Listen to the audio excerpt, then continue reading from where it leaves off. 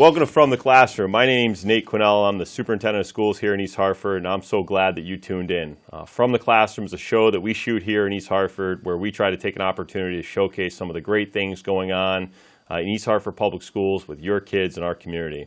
And we sincerely appreciate all of your interest, your support throughout the years. In this segment of From the Classroom, we're going to take a kind of step outside of the classroom and talk about some of the important processes that go underneath the hood as we build a district budget. And I'm thrilled to welcome on our show Mr. Paul Mainuli. He's been a frequent guest, and glad to have you back again. Happy to be here. So today, Paul, we're going to talk a lot about something that you and I have rehearsed and gone through over and over and over again, and that's our district budget. But before we kick to that, I think it's really important for our audience to know of, when we talk about district budget, we talk about district finance. We want to understand what we are financing and what we are funding here in East Hartford. In East Hartford, we're funding East Hartford Public Schools, which serves over 7,000 of the most talented, gifted, beautiful, hopeful students full of potential and opportunity. We fund the future of our town. And underneath that, we have 15 schools. These schools are grounded in that vision of our Board of Education of schools that are pride of our community. And we are committed to that mission of delivering a high-quality learning experience for every child every day. And over the years, we've really appreciated all the support that we received from our mayor, from our town council, of course, from our Board of Education. We appreciate the opportunity to have the resources that make the difference for our kids, that line up to the core beliefs of high expectations, unrelenting effort, commitment to solution, a commitment to developing competence and growing our skills. Always remembering that at the end of the day, relationships matter and results are what we're going for. So that's a little about who we are, and want to kind of jump into the work of our district budget.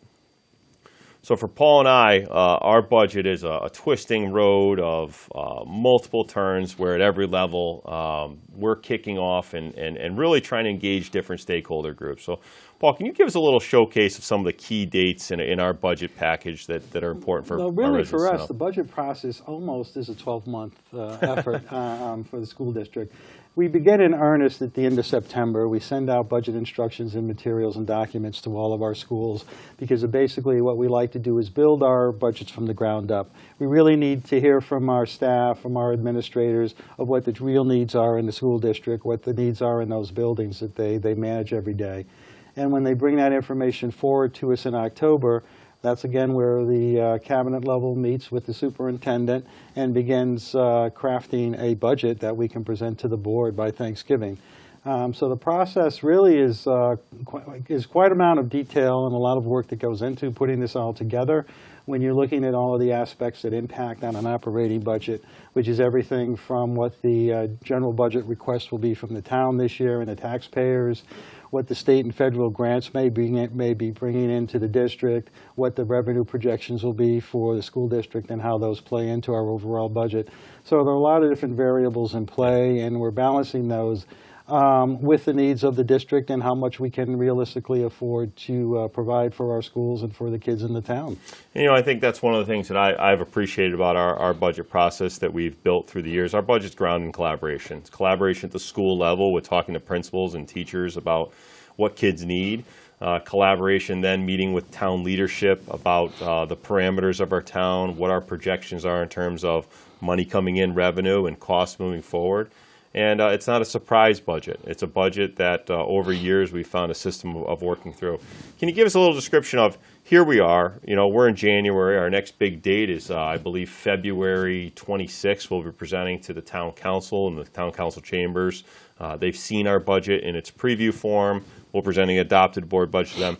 Where are we now? What's going on right now? Really, right now, we're sort of in a waiting mode. The mayor will be having her budget deliberations with all of her department administrators and be making a recommendation to the town council sometime in February. Once council receives the mayor's recommendations, they'll convene budget workshops with all the town departments as well as the Board of Education. At that point, we'll begin to sense just where the thinking is around budget and funding this year from the town. The town generally approves their budget by mid-March, and at that point, we will have an adopted appropriation for the school district, which we'll bring back to our board. and then determine at that point if there are any adjustments, revisions we may need to make, so we can start the fiscal year in July, whole and have our schools and everything operational. So again, it's a lengthy process. It goes on for a while, and what's really absent, and it's something that we need to consider, and everyone else needs to consider, is that decisions at the state level aren't going to be made by the time our budget process ends. So there are still other factors out there in state and federal funding that could impact budgets both for the town and for the Board of Education as we go through the spring. It's a little complicated. It does. It can get complicated. So I mentioned in our opening a little bit about our schools and who are in our schools. Some interesting facts about our schools. There's over 62 different countries of students. One of our pride in East Hartford is this idea of diversity. And this idea of diversity truly is our strength. Our strength is that our kids and faculty come from different places. They bring different senses of perspective. They bring different languages. There's over 53 different languages spoken in our schools. Foods, music, appreciations. Our school district racially is around 47% Hispanic. Students identify as Hispanic. Around 32% students identify as Black. Around 15 is white. 5 is Asian. That make together a beautiful student body. Our students are coming to us from all walks of life and all different areas, and I have to say, of serving here in East Hartford for a very long time with a lot of students having gone through our time here, they are what really drive us and push us forward.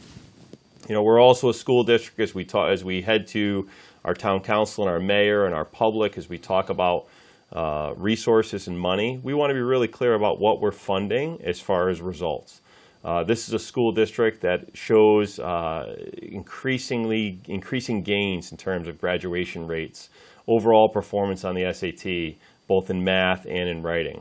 One of the things I'm most proud of is our AP program at the high school has over 244 students, with 62% of the students receiving a 3 or better, or that means college credit, or for moms and dads, that means you're getting college credit without cost, and that's a very big deal. Another thing I'm proud of in our district is our attendance rates. Our attendance rate is something that we have pushed really hard to get our kids to school. We have a 95% daily attendance rate. So thank you, moms and dads, for setting those alarm clocks and for always actually setting the alarm clock and setting the bedtime, especially for elementary parents. And I'm also proud of efforts across the district to reduce choices students are making regarding things that we wish they wouldn't do that result in discipline. Over the past 5 years, we've seen a 30% decrease in suspensions out of school, and that's another number that means a lot for our district and the investments we make. As we kind of dial into this budget picture, another picture that Paul and we look at a lot is state funding comparisons of funding per child and what it costs to educate a child. Can you talk about what that means? Basically, what we're looking at is an estimate of what the per pupil costs are around the state of Connecticut for similar districts to ours, as well as the correct magnet school systems that serve Hartford County. And you can see East Hartford is just under $14,000 in what we spend per pupil, which really pushes us to 162nd of 166 districts in Connecticut for per pupil funding. We are certainly on the very low end of that, and it is something that we recognized, and we are obviously working towards increasing that number as much as we can through our state and federal grants, through foundation funding that we brought in over the last few years. But again, we are lagging, further behind those other districts in our area, as well as the magnet schools. And again, what that means when you actually put it in terms of students is that if we were to get close to the state average of almost $17,000, that essentially would mean that we would have $3,251 more per child in the district. We're losing that now because we're not even at the state average for per pupil cost. But what it means for a classroom is almost $70,000 in lost additional income or revenue, $1.2 million for a school of a little over 300 students. And for the district as a whole, it's $22 million more we would have available for our students and our programs for students if we had a per pupil cost that was somewhat representative of the rest of the state of Connecticut. These are it's a staggering slide. It's a staggering fact. And we share this at budget time because I think easily it's easy to look at district budgets which are a lot of money, and wonder, wow, that seems like a lot of money. All this money is going to education. But when you think about in East Hartford, we are educating below cost with above results. For us, we want our taxpayers to see that as there's an incredible value here. At the same time, we want our taxpayers, our residents, to understand that funding matters here. And we are extremely lean, it's extremely tight, and this is a challenge I think that you've done such an amazing job over the years navigating and work us through. We've existed on, essentially less than a 1% budget increase for the better part of the past decade. I know, Paul, I look at, cost of living increases. You look at federal numbers that are anywhere between 2 and a 3% COLA, cost of living increase, an average of that. How is the district getting by on a 1% increase? Basically, what we've done over the years is we've really leveraged our state and federal grants as well as foundation funding. We're bringing in over $29 million in outside funding to the district. That basically goes right back into the operational costs of the school district, which gives us an overall budget upwards of over $125 billion that supports the school district every year. Those extra resources that we bring into the district are absolutely critical. What that allowed us to do is weather generally a 1% increase in the general budget over the past decade, and be able to keep current services in place for the students. So the programs can move forward that we have in place, as well as all of the sports and athletic activities and all of the clubs and other things that are associated with a fully functioning school district. And that's really been important to us. Let me pause you on that. To simplify that, we've asked as little as possible from the town of East Hartford as far as the taxpayer obligation, and instead to keep up with programming and services, we have chased grants. We have leveraged state grants. We have leveraged federal grants. And in that, our budget certainly has grown as we look at that $128 million budget all in, but right. Asking the town for the essentially looking at $92.6 million, which is a 1.1% increase. Can you break down for people at home what our budget all in is made up of, the different funding sources, and what are we actually asking the town and the appropriation for? What we're asking the town and the taxpayers for is to contribute to a budget of $92,679,000. That's our budget request for fiscal year 21. The actual taxpayer contribution of that is a little over $50 million.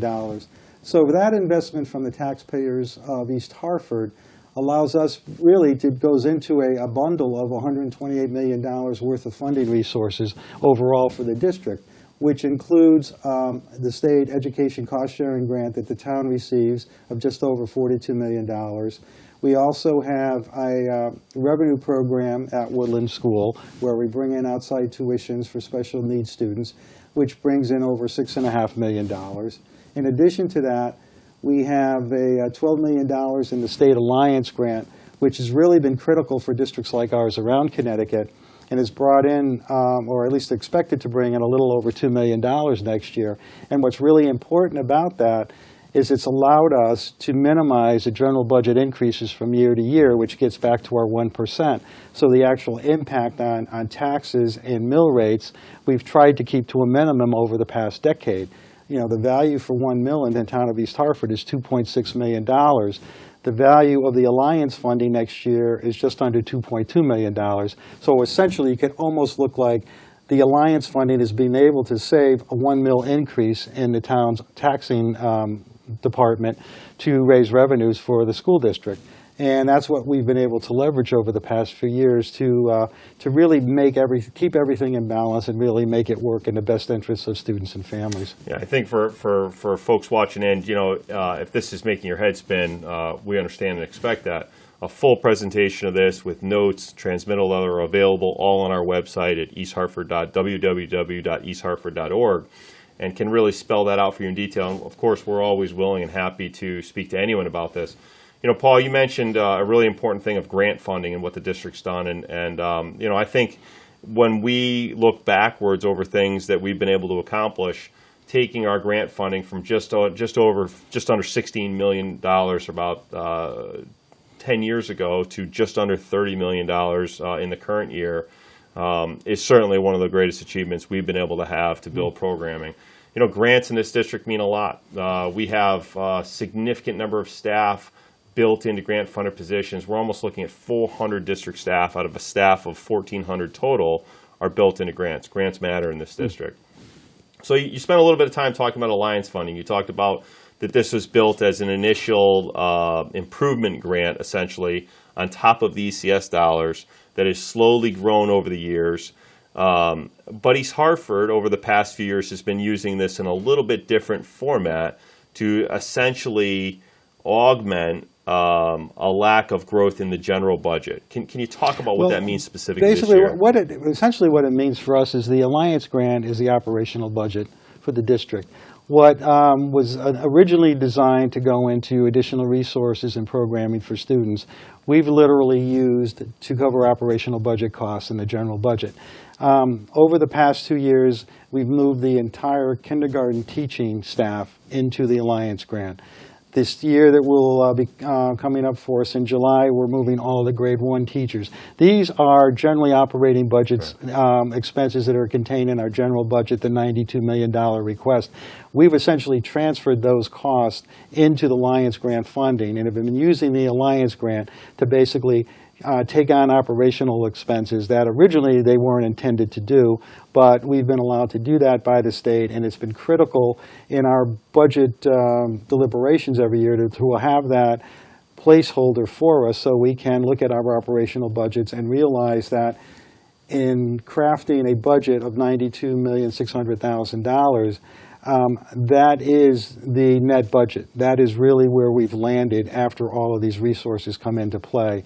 So essentially what we have is what we're asking, requesting from the town and the mayor in the town is exactly what we need to keep operations the way they are in the current year and the way they were, and keep those same operations moving forward and whole next year. Yeah, so I think really important in this budget is to note that this budget projects an additional increase to East Hartford in the state alliance grant of $2.1 million, of which 21 first grade teachers will move into the Alliance grant. And, you know, we're very fortunate in East Hartford to have excellent representation from our legislative delegation and our legislative priorities to them of what's advocated for in Hartford over the next few months. This is definitely one of them. Another revenue source you talked a little bit about with some of our was what we call Woodland school tuition. You know, can you briefly just hit that for us? What does that mean?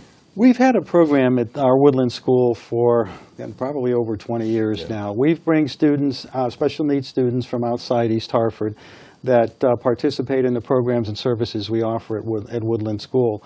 Those students from sending district are charged tuitions.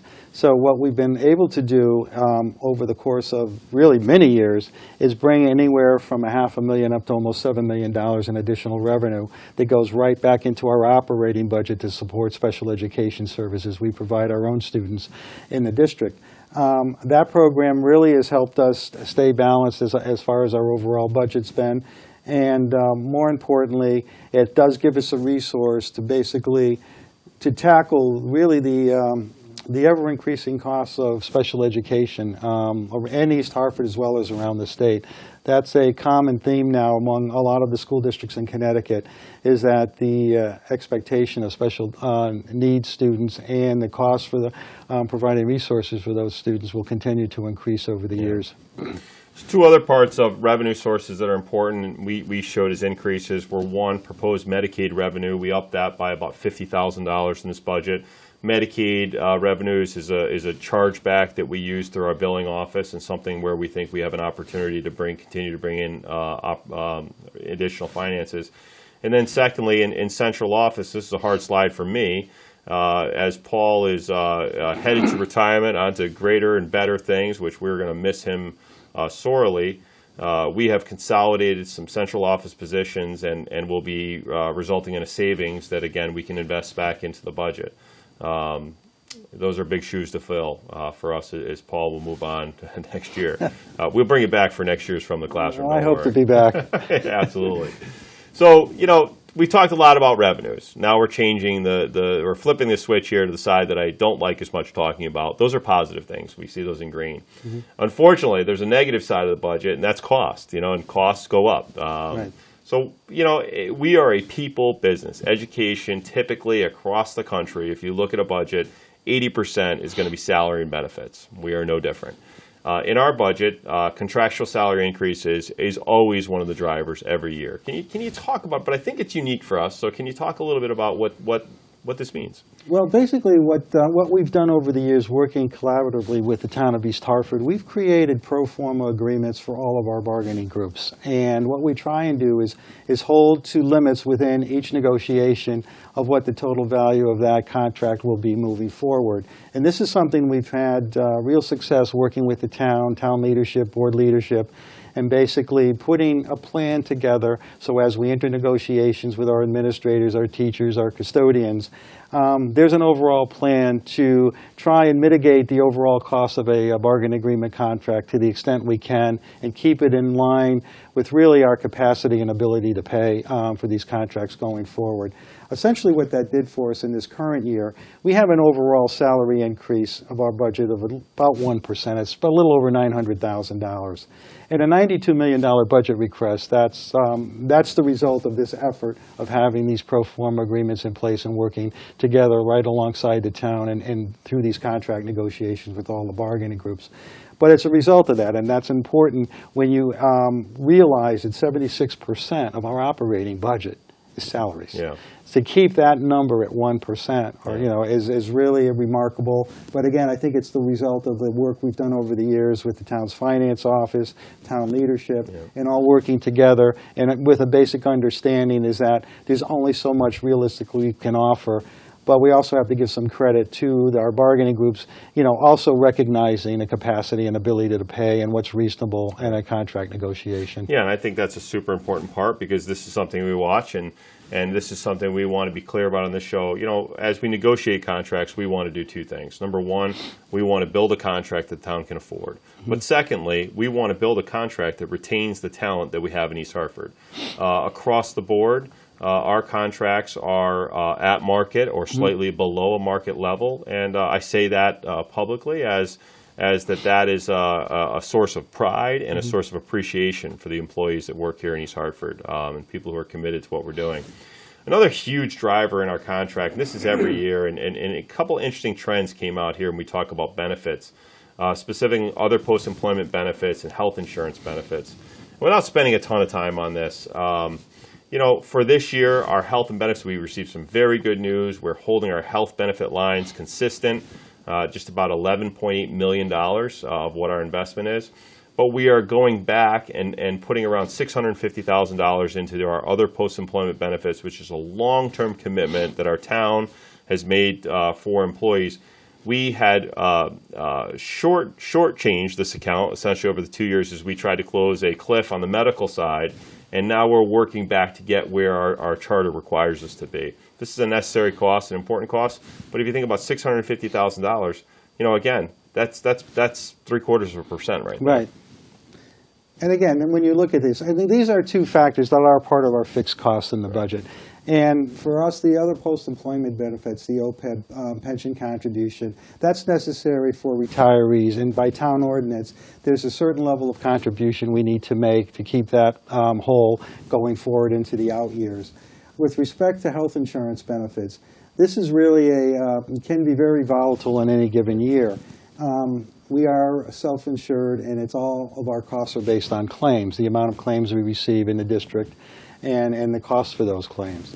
And what happened last year, we had over a $2 million increase in the cost of claims that we had to recover from during the fiscal year we were in last year.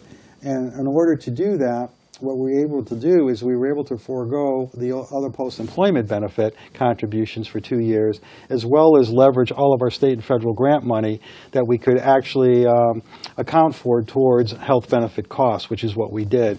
That allowed us to weather a $2 million gap in our budget last year, but also requires us this year to begin recontributing to that OPEB contribution.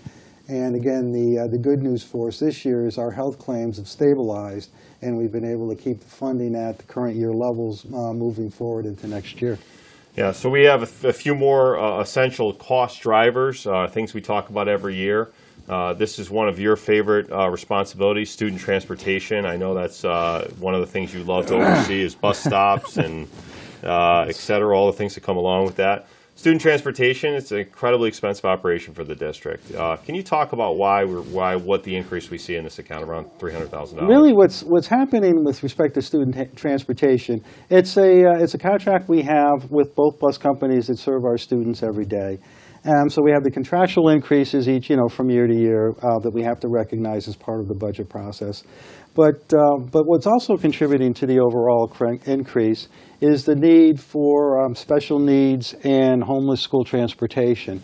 We're spending essentially over $100,000 a month to transport special needs students outside the district, as well as to transport homeless students to our schools, students that have been identified as homeless. That's having an impact on our budget operations and our budget each in the last 2 years. What we've recognized in planning for next year is that those costs would increase by at least $200,000. So that's a large part of the $400,000 increase in next year's budget request. In addition to that, we've had to add a new Type 1 bus, which is the big bus, it's 72 passenger, to our fleet. We are bursting at the seams every day in transporting students to and from school, particularly at the secondary level. So we are adding another vehicle for a cost of about $70,000 that's part of that.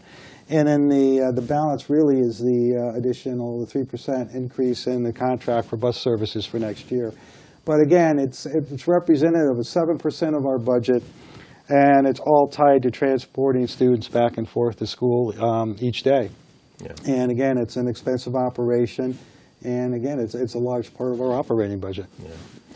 Speaking of large pieces of operating budgets, the next one we talk about is special ed external placements. So to clarify for folks at home, special ed external placements are placements of students with special needs outside of our district. So in other words, we don't serve those students in our district. And that happens through a multiple of ways. At times, there are students that we place outside of our district because we don't have a program that meets their specialized needs. Mm-hmm. Those students, we in turn have to pay a private provider to handle their needs. But there's also a significant number of students placed outside our districts in magnet settings. So, for example, they get in through a magnet to the lottery system that in turn bill back tuition costs, bill back special education costs to the district that we pay. This is an area that we've seen, unfortunately, significant growth. And I know, Paul, this is an area that you're very concerned about. This is one of the most concerned of all of the budget drivers in our operating budget is the demand for special education services and the costs associated with those demands. When you look at these slides and you combine these placements of students and the services we're providing special needs students in the magnet schools, we're closing in on almost $5 million this year, which isn't even reflected in these slides. And as I mentioned earlier in this broadcast, the revenues that come in from the Woodland School are used to offset these costs. But you can see where we've been growing over the past few years, and again, unabated, these costs will continue to increase, and are going to be and they are now, but become even more of a real concern in putting budgets together in the years down the road. But again, it's not unique to East Hartford. That's important. These things are happening everywhere. Yeah. But it's something we need to recognize, and everyone needs to understand that this is becoming more of an operational impact on our budget than it has been in past years. Yeah. So transitioning to another driver for us that we've spent a lot of time in the past talking about, I would say to a degree over the past couple of years we've been a little quieter on this, but it's the concept of magnet school tuition. So East Hartford has 4 magnet schools in the region operated not by East Hartford Public Schools. We have a magnet school ourselves. That's SIBO. We operate that school. We benefit from the tuitions, et cetera, the reimbursement from the state. But over 1,600 students in East Hartford don't go to East Hartford Public Schools. They go to magnet schools in the region. We're looking at a tuition cost in excess of $3.6 million. Concerning for us in this budget, we have had a significant number of more students attending the magnet schools at Goodwin College. And we are seeing this year over $1 million in cost, nearly over a $260,000 increase. This is something we're actively in conversations around, trying to sort through. And we're hoping that we can be part of a discussion point of how to mitigate these costs. These costs were developed through the ultimate chef settlement. We've just recently gotten new news about that, of more chefs' seats being in the region. We're very concerned about that. Our desire is to invest East Hartford dollars in our schools for our kids. And as our kids leave our system and we pay for money outside, that's very problematic for us and what we're looking at.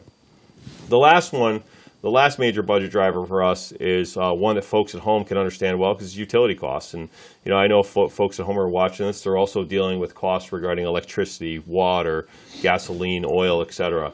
Can you talk to us why we're seeing an increase in these lines? Well, we're seeing it. There have been increases in water, NBC increases, and things that are reflected in here, natural gas costs. But what's happened is that we're rebalancing, the usage in all of our buildings, and we're getting much better at predicting what the utility usage and the costs will be from year to year as we've introduced some new technology in our district, as well as reporting mechanisms that control a lot of control the utilities for us. But with that, there is an increase, and as most folks know, that when you're looking to maintain the school buildings, and you have to heat them with natural gas, and you have electricity costs as well as water, it can get expensive. I mean, the one thing that we did many years ago is we converted all of our buildings to natural gas. That's something I'm not sure that is probably as well known as it should be, is that, over the past decade, we were able to make all of our buildings basically heated with natural gas. Remove the oil tanks, the hazards, the oil environmental tanks. hazard of the oil tanks. That was a major project. No going back. Burn the years. bridges on that one. But again, it's like everything else in an operating budget or even in a household budget. There are going to be increases from year to year. And there's sometimes hard decisions you need to make on where the funding is going to land. Yeah. So kind of tying this all in a bow and landing the plane here, the budget that is at the mayor's desk and that we have proceeded, the board has adopted, it contains minimal reductions in staff and programming that is responsive to state and local fiscal contexts. There has been a tightening of some grants that, unfortunately, we've lost some key positions in the district through that. But this is, in generalized, a current service budget. That's different than budgets we've put together in the past that have had significant reductions. I think it's also important to understand this budget, the 1.1% budget request, is contingent on three really key projections. Number one, projecting the $2.1 million in increased alliance money coming to East Hartford comes to East Hartford. This was projected in the biennial budget last year.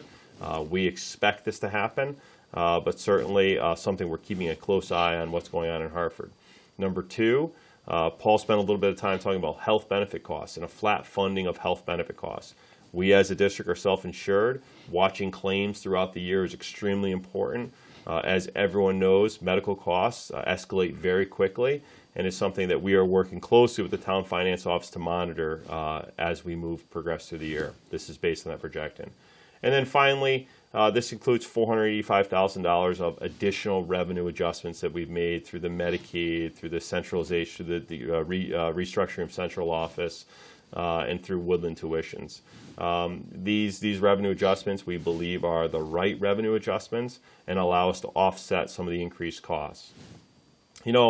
Paul, this is a process, like you said, it's a year-long process for us. We kind of like to say it's budget season, but in reality, is in East Hartford, we're always in budget season. And, we are eager to, you don't need an MBA to answer any of these questions. We're eager to answer questions and provide information regarding our budget. We have a lot of information posted on the website. We hope this broadcast was informative to you. And we'll also be at the council on February 26th, I believe, correct? February 26th. We'll be there to do it all over again. But Paul, I've really appreciated everything you've done for over the years, guiding the financial ship of this district. And the progress East Hartford has made on the academic front, on the programming front, and the service we provide our community has been really under that umbrella, the resources that you've worked so hard to create. So I really want to appreciate your work to do that. And, I always end this thing with the bold, we got to make a projection here. And I mean, here we are, we're headed towards the end of January. I've heard there's a big game that's out there somewhere. You have been known to almost have a crystal ball in your office. So I need Super Bowl champion, and I need a let's go combine. No, let's go over under. I need the line that you're going to set. Well, thank you for the generous comments about my work here. But there's so many people that work on this budget. It's not. I'm not doing this alone. We have a really strong staff at in the main office at the district, and it's done. They've done a great job over the years managing all of our resources and our grants and personnel and things like that. So there's a lot of there are a lot of folks to thank in this whole process, because it never seems to go away. But again, but with respect to this big game coming up in a couple of weeks, I originally thought that the 49ers would win the Super Bowl this year. I'm still holding to the 49ers, but I believe they'll win the game 27-24. 27-24. I think that's a pretty solid bet. I think the 49ers are a great pick. So that's all we got from the classroom. Well, thank you. That's all we have from the classroom. Thanks for tuning in. We hope this was informative. We appreciate all your support. If we can ever be of service, don't hesitate to let us know. Thank you.